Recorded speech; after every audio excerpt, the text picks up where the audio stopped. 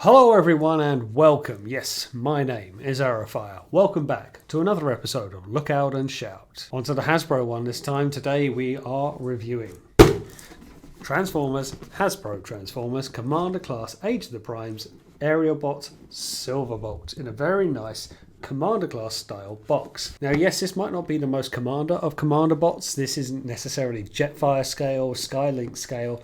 But nowadays, the torso bots of combiners are being the combiner form because they come with additional pieces to make a combiner frame. And that's very much what we have here.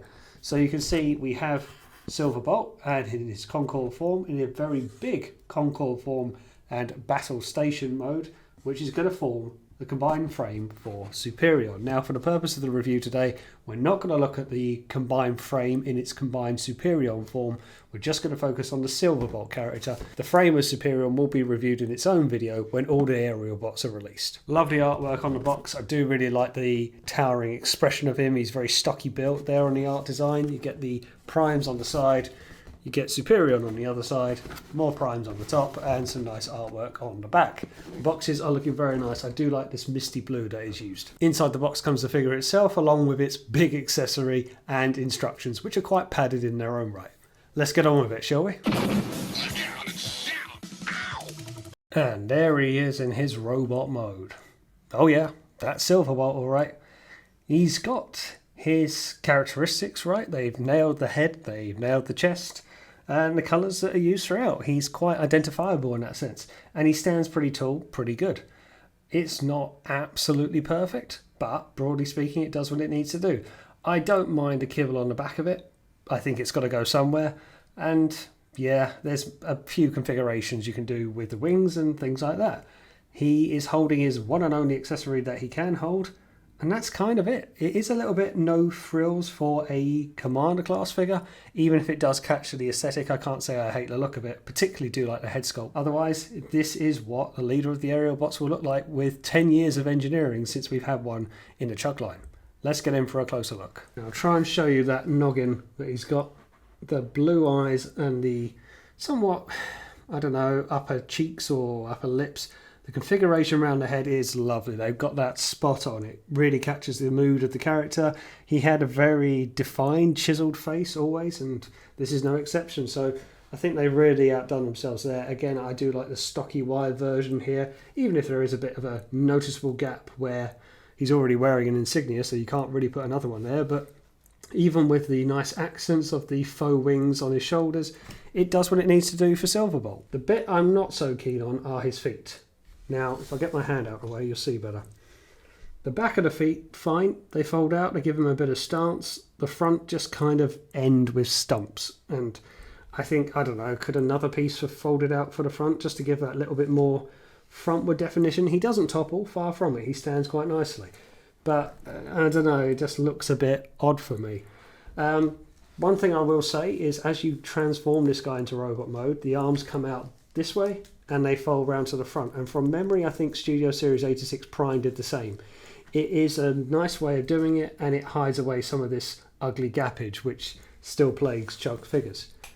Now, you can have him out like this, and I think even the instructions tell you to do so, which is fine. And yes, he did always have like back wings out to a small enough degree. I just wonder if it kind of ruins the silhouette a little bit.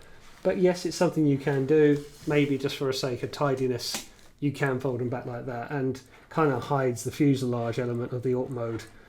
And I prefer to have them a bit more in his stockier build. Show you some articulations. So we have head movement up only a bit. Would have liked that a little bit more. Doesn't really look down much. Can do a full 360.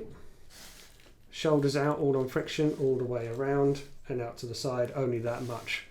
Bicep rotation, elbow bend, and for whatever reason can do a backward elbow bend. It's a traditional fixed hand, so if I take his gun away, it can't do anything with them, and you can imagine how they transform away. Again, for a Commander class, I'd want opening and closing hands now. He's bigger, he's technically more expensive than he would be a leader class, so yeah, I'd want that. There is a waist rotation, but I don't know. Would you bother when it comes to an aerial bot? You could do some sort of sideways walking pose. That's about as much as you get. Move some hip skirts out the way, and you get ratchets on the hips. Very nice. Ratchets out frontwards, can go only kind of that far back because he'll bump into himself. Friction out to the side, thigh rotation. You do get a 90-degree knee bend. You probably would get more because you can see the hinge just down there, but again he'll start to bump into himself. And very nice ankle tilt. Don't think there's a toe tilt down. No, there's not. So yeah, there is stuff to be had here. Do really, really like what they've done with it proportion wise. The ratchets on the hips are a very welcome addition, but that's about as much as you can do with this character. Okay, on to some comparisons. Here he is alongside Misfire from the Titan's Return line. Different classes, and they didn't really share the same screen, so it's hard to tell, but you're seeing the advancements of at least 10 years in doing so. So yeah, it's a bit of an unfair comparison, but one you can do. War for Cybertron Kingdom Cyclonus, a Voyager class if I remember rightly. Brilliant figure, absolutely brilliant. Still holds up, and I think I've got him, maybe if I push him back just a little bit more to get a side by side. Surprising that he's taller than him, but that's probably right. Cyclonus was a tall figure, was a tall character, but then again so was Silverbolt. It's hard to say. I don't think I've seen the two of them stand side by side in robot mode very often. A more recent offering with Legacy Thundertron. A nice comparison. Again, these two won't have shared the same panel or screen. Alpha Trion and Orion Pax from the famous War Dawn episode, where they would have shared the same screen. And more recent offerings of the previous releases under the age of the Primes toy line with Slingshot and Air Raid. They do look cool together. I think the whole squad, and generally any Combiner squad's going to look cool together when they all are made to be in keeping with one another. I just think these two are really small, and putting him alongside Silverbolt, which as you saw alongside Cyclonus is not the tallest figure out there, it really just hammers it home. I like them in their ways, but just really when you pick them up and house them and put them alongside a figure that's less than 6 inches tall, it just really compounds the fact that these guys are just way too small for my liking. Even if I do like how they look aesthetically, the scale just is a bit off for the Limbots. I think they could hurt under this toy line. And there he is in his battle mode. Yeah, it's not much you can do with these things, but I do appreciate that they did. I do appreciate that it doesn't just fold away into a square. It's something. It's a thing you can do. There's very minor steps involved, and there is a sense of parts forming, I suppose. It detaches as part of the thighs and legs, and the whole thing is designed to come apart and clip together again in different configurations.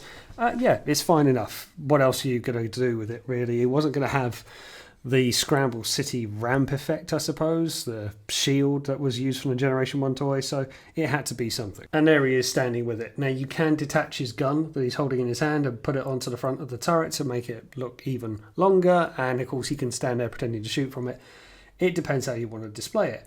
I may actually keep it in this mode just because I don't know what else I'm going to do with this thing until I have all the ability to combine up, or at least have all the pieces to combine up. I can combine into Superion now. Yeah, it's kind of that. It's kind of a thing. I appreciate they did something with it. It's maybe not the most interesting piece, but I'm glad they did something, even if it just looks like a big square or DJ table. Okay, let's get this guy transformed up, shall we? And there he is in his alt mode. It's a pretty straightforward transformation. I can't say I really needed to consult the instructions. Again, most of his kibble he is wearing. So other than checking the box art for seeing how it's supposed to look, that's kind of it. I've done it a couple of times now, and there are some nice bits that plug in well. The transformation is, I think, the best part of this figure. That isn't the prettiest looking Concorde I've ever seen, if I'm honest. I still think that prize goes to Fans Toys Maverick, but that's Masterpiece scale. But it's fine, and it is probably an improvement on the Combiner Wars version. That was very much an un-Concorde looking version. You can't help but notice the underside kibble. I can forgive it. I do forgive it for Aerialbots. It's got to go somewhere, but it's these kind of feet section, his robot feet, that really do stand out a bit wide. They try hard to get it to fold to the side so it's as much under the wing as possible. But yeah, it is quite noticeable at some lower angles. But otherwise, it definitely looks like some kind of supersonic jet. The long nose cone, the tilting down nose cone, which I'll show you in a second. And again, he's storing his gun in the underside front position. So he's wearing at least some of his kibble for a Silverbolt alt mode. He looks fine enough. Let's get in for a closer look. So nice detailing on the top with the Aerialbot logo. You've got some kind of faux engines, grids at the back there. There is a couple of bits of untabbing here and there, but nothing terrible. I love the gold visor. I think that's a very nice touch, very akin to the original toy. And there's like a tilting down feature if I get rid of that. They didn't need to do that, and it's to make for Concorde landing so the pilots could see where they're going. That's nice. I do like that. I just wish all companies would release it with a same bodywork paint scheme for the nose cone. They always do this black tip, and I just wish they wouldn't. For me, it just always ruins the image, because Concorde is something that I always do quite like the look of. There's the underside of the jet. Now, there is a landing gear, barely, sort of. And it's already broken off on me on once. It clips back on, but you've got the kind of moulded hip skirts at the back. That's how he is, and that's how he'll stand. I mean, it does work. I'm just a little bit surprised, I guess, that it wasn't all the way down at the front. And as I say, on the back of Superion's head, it has broken off on me. It clips back on well enough. I do like that they've made the use of the hip skirts, though, to be folded up, and it doesn't break the image too much. So if you want him resting, that's how he'll stand. But otherwise, yeah, he's pretty good. And straight on to some comparisons. Might as well do these two first. Here he is alongside Air Raid and Skydive, the previous releases. He does dwarf them, but not by an awful lot. He does dwarf them considerably more in the Super Combined mode, which we'll get to in a second. Yeah, they are very in keeping with one another. You do notice how much of a dusty grey he is, certainly when he's alongside Slingshot. I would have thought he would have been closer, but Silverbolt's never been the whitest paint scheme. He's always just been that quite a bit off-white, and you notice it more here.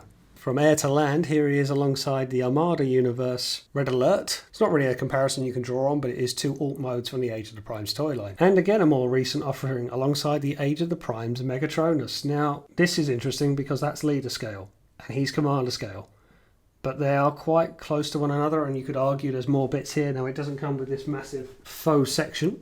You know, he doesn't have one of these, which I can maybe admit that, but that is quite a comparison to make. And I'm going to touch on this later on about the price point for size of bot that you're getting, but that's an interesting omission. And a typical Masterpiece car bot with Takara's Red Alert. Just to show you for scale, really. He's not exactly small, but maybe not as big as he could be either. Not in this mode, anyway. Okay, let's get this guy in his super mode, shall we? There he is in his super combined mode. It's definitely large and has a touch of the Mass Effects about it.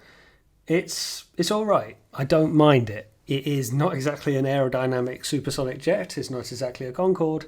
I like to think of it as a Cybertronian frigate. But yeah, it is pretty big. I'm not going to get it on the turntable. There is a sense of silliness about it and garishness. I can see what they were trying to do. It's just not very aerodynamic, and it just comes across more of a freighter from, I don't know, Space Precinct or some other kind of 90s show than it does an actual Concorde. But I can't say I hate it. Everything mostly locks in pretty well. There's all these kind of latches around this back end, if I try and get it into focus. How you fold down the tail of the main Concorde jet and how this gun plugs in, and there's tabs such as here and how they tab it on the underside here for the back of the torso.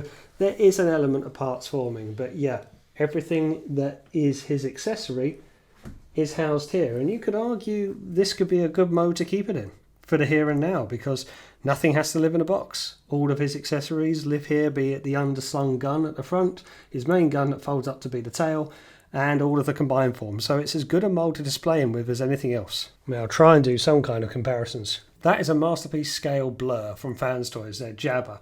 It's kind of the only thing I can really show. I guess the only thing you would compare this to would be Siege Jetfire, or maybe even Commander Class Skylynx, and you could.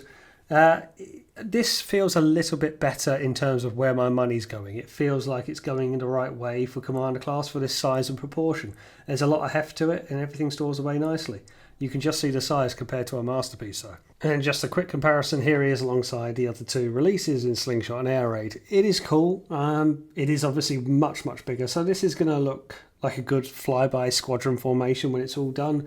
I do think these guys are just really small, but I can't say that I don't like transforming them. It's very easy to get them transformed. Yeah, that's how they look. Not really comparing themselves to one another, but yeah, it is a good squad. So what is my view on pure, strong and fast? The best thing about him is the transformation. Definitely. It's not to say it's a bad figure. It has got its problems. I'll go into that.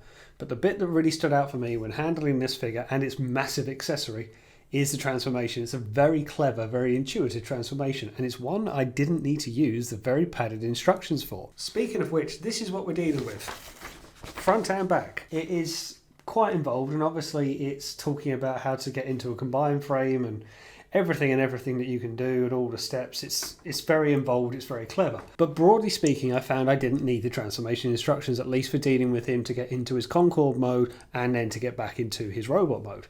It is how Silverbolt will always transform, and yes, he is wearing a lot of his kibble at the back. I will say I'm not a fan of wings so close to his back end, if you know what I mean. Like, it really does stand out. But the Aerialbots always wore their kibble on their back. It makes sense. You're not going to get a Masterpiece or a Fans Toys scale transformation where everything can cascade and fold away. But broadly speaking, I really do like it. It's got nice Silverbolt-esque details, nice square chest, lovely head sculpt, which I'll put up some photos for you to see. And otherwise it does the job that it needs to do. The robot mode is probably about as good a robot mode for Silverbolt as you can hope to find in the Chuck line. The Combiner Wars mold was okay, it was tall enough, it was fine. This just captures the character that little bit more. You look at it, particularly with the chest and the head and the yellow thighs, and you're like, oh yeah, this is perfect for Silverbolt. The feet, I'm not wild on. I don't know if you'll see, you certainly did more in the review. They move brilliantly, great articulation, good heel posing for the distance back. He's just kind of got no toes. It just kind of ends very abruptly. And yeah, I'm not wild on that. I do really like the reverse engineering on the elbows, how you kind of unravel them that way, but they can bend frontwards. That makes a lot of sense, and hide some of the gappage as well. For alt mode, I feel it's a little bit simple. It doesn't scream Concorde to me, other than a slightly long nose and the fact that the front slightly dips down. The battle station mode, I don't hate it. I'm pleased that they did something with it, and there's enough things that you can do that makes it a bit different. It is a bit of a clump. It is a bit of a sound system or a DJ deck. You know, it does make a lot of sense. Looks like I'm DJing from here now.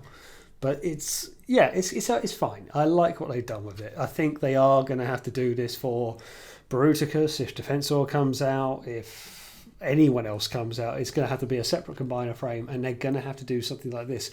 For the likes of Motormaster and Silverbolt, it was easier. Onslaught probably as well, maybe as well with Hotspot, Predaking and Abominus, to have a big accessory like this, that's going to be a problem. The big combined mode, super combined mode, I'd like it. It's quite fun to get it all together, even if some of the connections are a little bit not as secure as you might like.